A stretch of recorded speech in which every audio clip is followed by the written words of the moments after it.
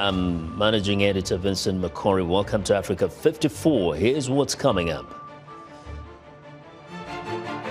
Israel continues to ramp up its bombardment of Gaza. Prime Minister Benjamin Netanyahu rules out a ceasefire as the ground offensive pushes forward.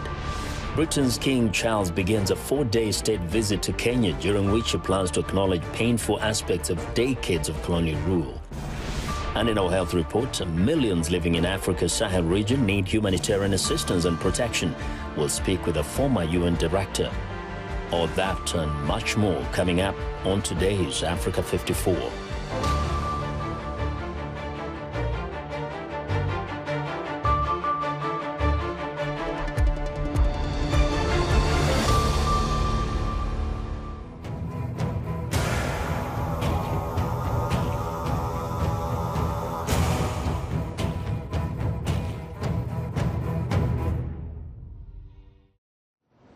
As the Middle East war between Israel and Hamas rages, Israeli ground forces have entered Gaza and are attacking the infrastructure of the Hamas militants. Israeli warplanes are striking across Gaza as Prime Minister Benjamin Netanyahu rejects calls for a ceasefire. Here's more of what's happening Tuesday. A United Nations envoy says the war is spilling into Syria, adding to instability there. A UN agency in Gaza says an urgent ceasefire is a matter of life and death for Palestinians, and U.S. President Joe Biden's cabinet secretaries are expected to push Congress to send aid to Israel and Ukraine. As we have mentioned, Gaza was bombarded by a barrage of artillery fire and airstrikes on Tuesday, destroying many buildings inside the besieged Palestinian enclave. Thick smoke clouds billowed into the sky amid Israel's expanded ground operation. Gaza's Hamas-run health authorities say that over 8,300 people have been killed in Israeli attacks since the October 7th unprovoked attack by Hamas gunmen left more than 1,400 Israelis dead. A UN official says more than 1.4 million of Gaza's civilian population of 2.3 million are now homeless. Israeli Prime Minister Benjamin Netanyahu is condemning as cruel psychological propaganda a video released by Hamas that shows 3 of the hostages seized by the Islamist militants on October 7th. Meanwhile, Tel Aviv says its forces freed a soldier from Hamas captivity during the ground offensive in the Gaza Strip. Ryan Chang reports. Israel's prime minister condemned a video that Hamas had released on Monday that shows 3 female hostages seized by the Islamist movement on October 7th. In the video, which is being watched on this phone, one of the hostages criticizes Benjamin Netanyahu for failing to protect Israeli citizens during the deadly attack and failing to get them back home. She purportedly calls for a deal to secure their release in exchange for Palestinian prisoners. Netanyahu, in a statement, condemned the clip from Hamas as cruel propaganda. Israel's leader is coming under pressure over his handling of the crisis. Dozens of people attended a protest in Tel Aviv to call for the hostages' release. Shiri Grossbard is a close friend of one of the hostages, Yelena Tripanov. I'm not a political person. I'm not the one with the answers, but I do know this. No other country in the world would have 239 of their people being kept hostage and not do anything about it. No politics, just bring them home now. 24 days is way too long for these people to be kept in captivity. According to Israeli authorities, at least 239 hostages were taken captive by Hamas gunmen during the October 7th attack, which killed at least 1,400 people. The presence of the hostages in Gaza has complicated Israel forces' ground operation in the enclave, but Netanyahu has rejected calls for a ceasefire. Gaza health authorities say more than 8,300 people, many of them children, have been killed in Israeli attacks since Hamas' assault. The ground action actually creates the possibility, not the certainty, but the possibility of getting our hostages out, because Hamas will not do it unless they're under pressure. They simply will not do it. On Monday, Israel said its forces had freed their first hostage during its Gaza ground offensive, a female soldier who Hamas captured in its October 7th raid. Israel's security agency released a photo of the soldier, Ori Megadish, surrounded by family members after her rescue. In her hometown of Kiryat Gat, residents cheered after news of her release. Since the October 7th attack, Hamas has released 4 hostages through back-channel efforts coordinated by Qatar.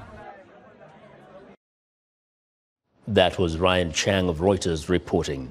Now, according to the Palestinian journalists syndicate, at least 24 journalists have been killed in Gaza, some with their families, and dozens more have been wounded since the beginning of the Israeli airstrikes on the Gaza Strip. Earlier, I spoke to Hind Koderi, a Gaza-based journalist. She describes the situation right inside Gaza.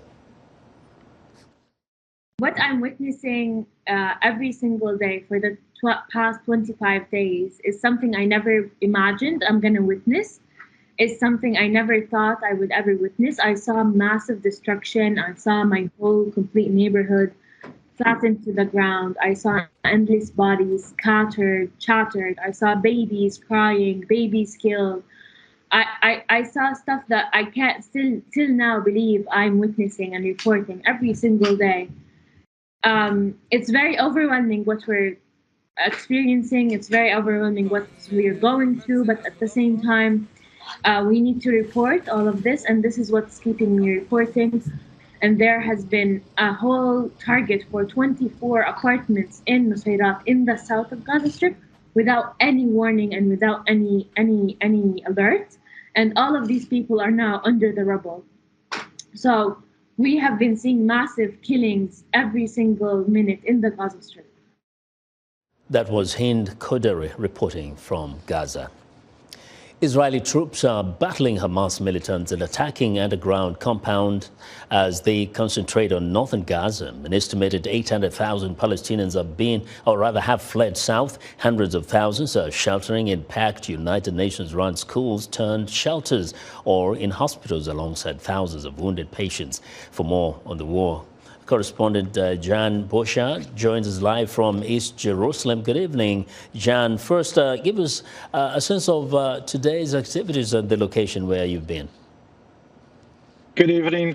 First of all, I want to say that I'm happy to see Hindi in the show. She's a good friend of mine, and I was really worried about her. Stay here in Jerusalem was it was very calm compared to yesterday. Very close to where I am, a Palestinian guy stabbed a police officer, and he was killed later.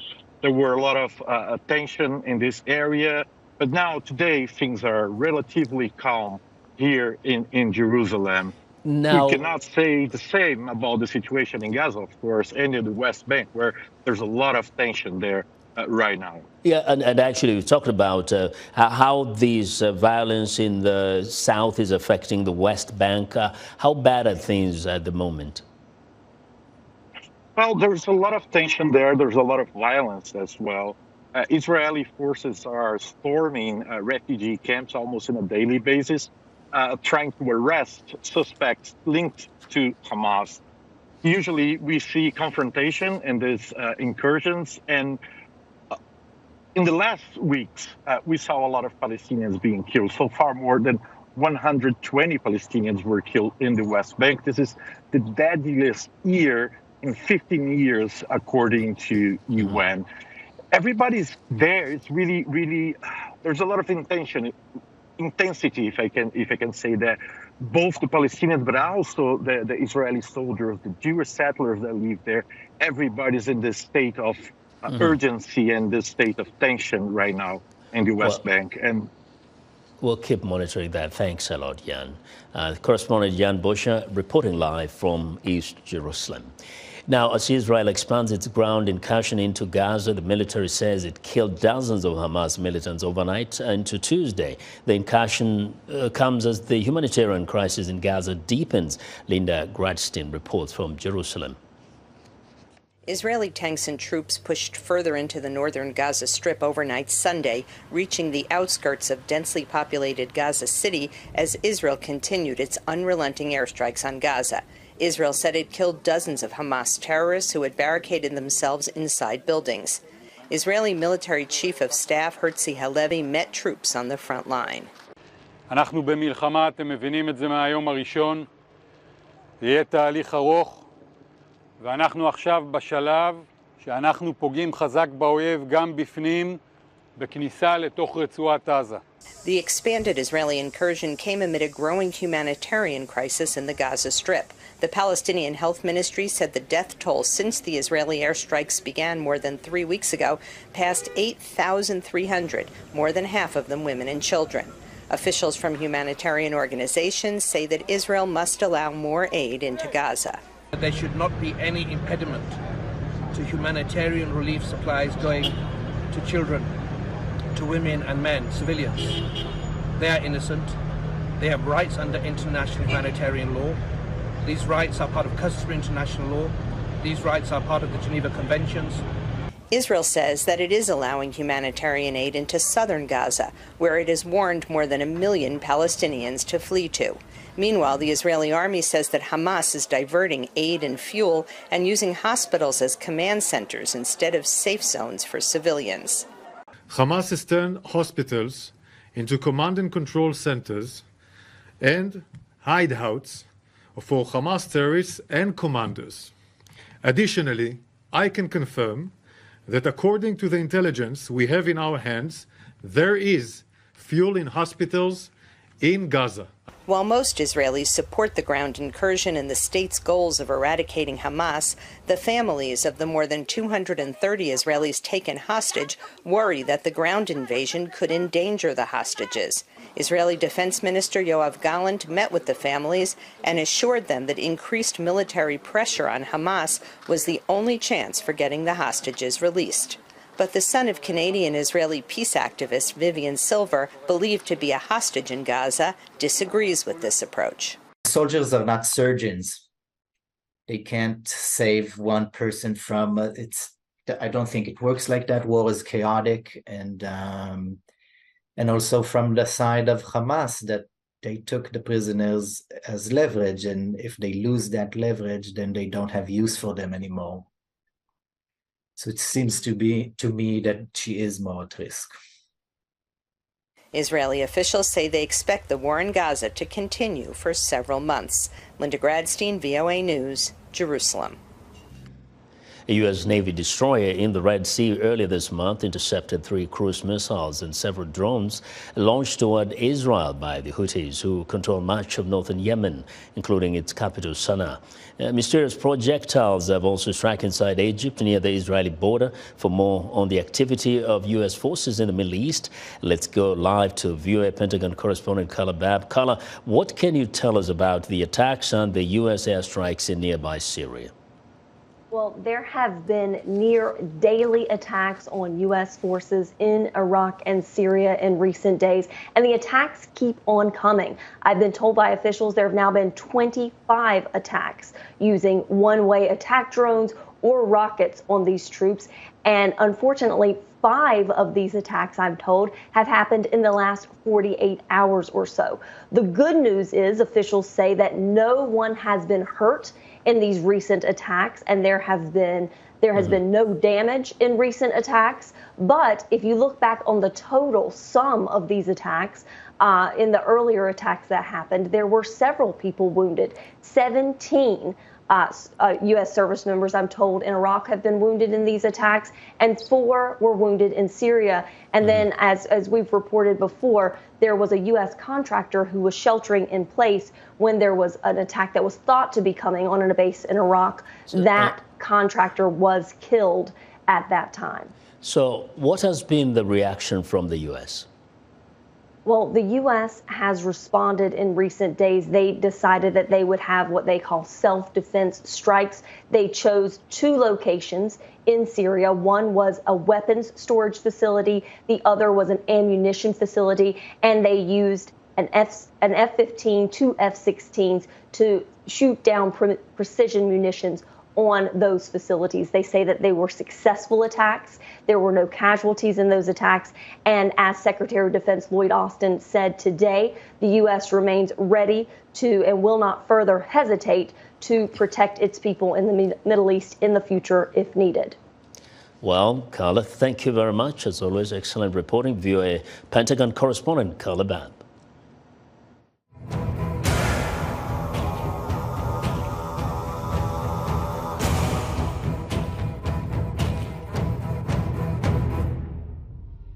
Well, now to East Africa, where Britain's King Charles began a 4-day state visit to Kenya Tuesday, his first to a former colony, during which he plans to acknowledge painful aspects of a shared history that includes almost 7 decades of colonial rule. Accompanied by Queen Camilla, Charles arrived in the East African country and was received by Kenyan President William Ruto in Nairobi on Tuesday morning. Buckingham Palace says the visit is a reflection of the two countries' close cooperation on economic development, climate change, and security issues. Charles plans to meet entrepreneurs from Kenya's bustling tech scene and tour wildlife facilities. Now, for more on the royal visit to Kenya, let's go live to VOA Nairobi Bureau Chief Mariama Diallo. Mariama, tell us about today's activities first. Hello, Vincent. Thanks for having me. And as you mentioned, the royal tour basically kicked off with a welcoming ceremony at the State House by Kenyan President William Ruto and Kenya's First Lady. From there, basically what happened was that they went they visited a few other places among all the activities that were planned. One of them were the Uhuru Gardens. It's this new place that has been new location that has been set up to make sure that basically Kenyan history is written and is told by Kenyan voices. And while King Charles was there, he actually was able to lay a wreath at the tomb of the unknown warriors. So after that, they kicked off basically and went to other different places. And one of the places that I went to that I was able to attend was the Eastland Public Library, a moment that had a lot of people super duper excited to see the King and the Queen. I could probably put a few quotes in here from people that I interviewed, but I'll send it back to you and listen to your next question. Yeah. Now, very quickly, I just wanted to know that those who are not extremely excited about the King's visit there, how has been the reaction on the streets? I think the reaction is mixed. When you talk about those who are not happy about the King's visit, those are the ones who are talking about issues that are have been related to colonial rule, colonial and post-colonial. But at the same time, you also have, on the other hand, I just talked about the King and the Queen visiting the Eastland's library, and a few people that I interviewed were absolutely amazed. One of them talked about how phenomenal it was. He said to us, we are so elated to be a group that's going to meet the King, the Majesty. The King talked about a lifetime experience. Another one talking about feeling great, talking about such a privilege of being able to be in the same room as the King and other people who shook hand with the royal couple. So a very mixed reaction here. And I know you were in the same room yourself, Mariama. Thank you very much. That's VOA Bureau Chief Mariama Diallo reporting live. What's still to come? Health correspondent Lina Mudu tells us about a new gene therapy for the sickle cell disease. Stay with us.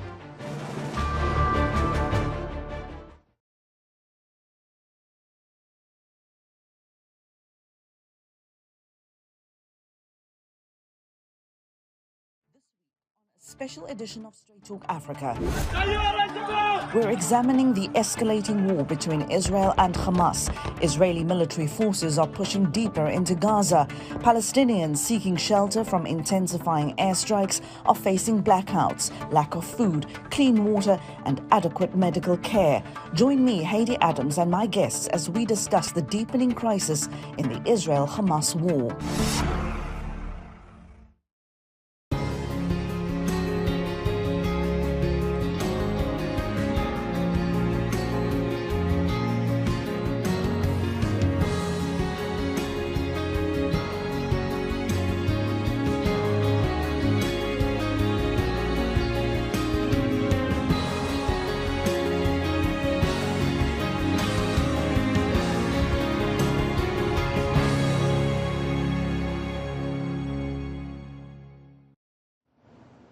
In other news, the Red Cross says it has facilitated the release of 64 Sudanese soldiers held by paramilitaries as the rival sides meet in Saudi Arabia to discuss peace over 6 months into war. And the forces of Sudan's Army Chief Abdel Fattah al-Burhan and paramilitary commander Mohammed Hamdan Daglo have been locked in deadly fighting since mid-April. United Nations peacekeepers departed a camp Tuesday in the strategic town of Kidali in Mali's volatile north, which has been wrecked by jihadist and separatist violence. Following a coup in 2020, Mali's new military rulers in June ordered the peacekeepers out. And an elite Kenyan police unit is on trial Tuesday on charges of wrongful death in the killing of Arshad Sharif, an outspoken Pakistani journalist in Nairobi 1 year ago. The case was jointly filed by the journalist's widow and 2 Kenyan journalists' unions. And now South Africa's Springboks returned home Tuesday, Webb Ellis Trophy in hand, to a Russia's Heroes Welcome in Johannesburg. Their victory over the All Blacks on Saturday earned them a record 4th Rugby World Cup win. A cheering crowd welcomed the team at Tambo Airport. Tuso Kumalo has more from Johannesburg. The OR Tambo International Airport has been a hive of activity today with the rugby national team, the Springboks, jetting in with the cup in hand. We know that they recently won the World Cup. Thousands of people have been here to cheer them up, to welcome them, to say thank you, Springboks, for what they've done. It was quite an exciting moment, people dancing and singing, and of course praising the team, not only the team but the nation as well. People of different color, different ages, and of course different tribes coming as one, uniting behind the team. As President Cyril Ramaphosa said yesterday, that the win of the Springboks has rallied the nation together and has shown that South Africa as a nation, when they unite, they can do great things. Let's hear what most of these people had to say. Yo. This is what a great opportunity. I can get my kids, I can bring them to the Springboks coming home after they got the World Cup. What a great occasion. I'm so happy I could do that. I've taken them out of the school today. I'm sorry for the school, but at least they are here, they're dressed up, they're excited. So it's amazing. I'm very excited. I can't wait to go home and make them, cry to celebrate the day. I'm so excited. I didn't even go to work. Actually, I'm going night shift, but I made sure I woke up to welcome the boys. I'm so happy. I'm very excited. I don't know what to do. I feel like flying. We are very proud of the guys. Well done, Boke. We're proud of you as South Africans. Starting Thursday, the Springboks are going to go around the country showcasing the cup to the nation and thanking the nation, of course, for rallying behind the team. But all said and done, what this win has done is to unite South Africans, to give hope to South Africans and show that a lot can be achieved when the country is united. Tuso Kumalo for VOA News, Johannesburg. Well, it's time now for our health report, and joining us now is Lino Mudu with news on the sickle cell disease. Hello, Lino. Hello, Vincent. Hello, everyone. Patients with sickle cell disease may soon have 2 new treatments to try. A U.S. Food and Drug Administration Advisory Committee on Tuesday is set to review a new gene therapy for the painful inherited blood disorder. Issues they will consider include whether more research is needed into possible unintended consequences of the treatment. Medical experts say sickle cell disease can cause a lifetime of pain and health complications and is more prevalent among people of African descent. Until recently, the only treatment options have been intensive bone marrow transplant from siblings or matched donors. Now, the United Nations estimates that 1 in 23 people worldwide currently require humanitarian aid. The number of people in need of humanitarian assistance and protection has increased dramatically from 274 million at the start of 2022 to 339 million in 2023. Experts say a growing number of complex long-term crises are putting a strain on the humanitarian system. Conflict in the Democratic Republic of Congo, Ukraine, and the Horn of Africa are among them. The UN also says an unprecedented catastrophe is unfolding for civilians in Gaza. In Africa's Sahel region, over 34 million need humanitarian assistance and protection. Armed conflict, poverty, climate change, food insecurity, and political instability are leading to unprecedented humanitarian needs. For more insight, let's go to Mabenge Ngom, former UN Population Fund Director, who is joining us in Dakar, Senegal. Mr. Ngom, thank you so much for joining us today. Now, the UN says an unprecedented catastrophe is unfolding for civilians in Gaza. What are your thoughts on what we are witnessing in Gaza and its long-term impact? Thank you very much. It's a very sad situation. And I will start by saying that we must have immediately a humanitarian ceasefire. This is a must to create the condition for saving life and avoiding further suffering of human beings. What we see today in Gaza is something we all saw coming. So my thinking today is really for the humanitarian community to reinvent the way we address prevention. We also need to do better in terms of observing the basic humanitarian principles of humanity, of neutrality, of independence. And I think this will help us avoid some of the situation we're facing currently. So I'm thinking let's look at another crisis, Mr. Ngom. Let's go to Africa because we don't have a lot of time. If we look at the Sahel, currently over 34 million people need assistance in the Sahel, where many urgencies are unfolding. What is the biggest challenges the Sahel faces and what can be done to move the needle for improvement? Well, I think you have a few challenges, but I think the most important one is really the response is not commensurate to the complexity of the crisis.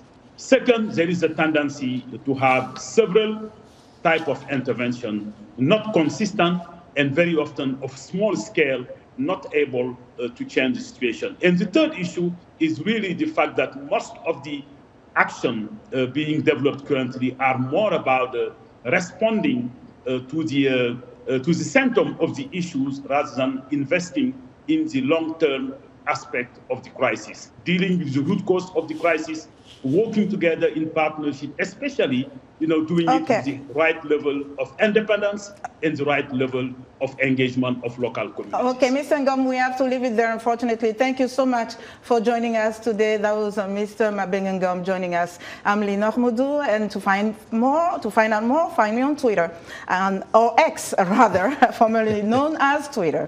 Vincent, back to you. We'll get this. Thank you very much. That's our show for today. Have a good night. X and Y. Maybe sometime there's a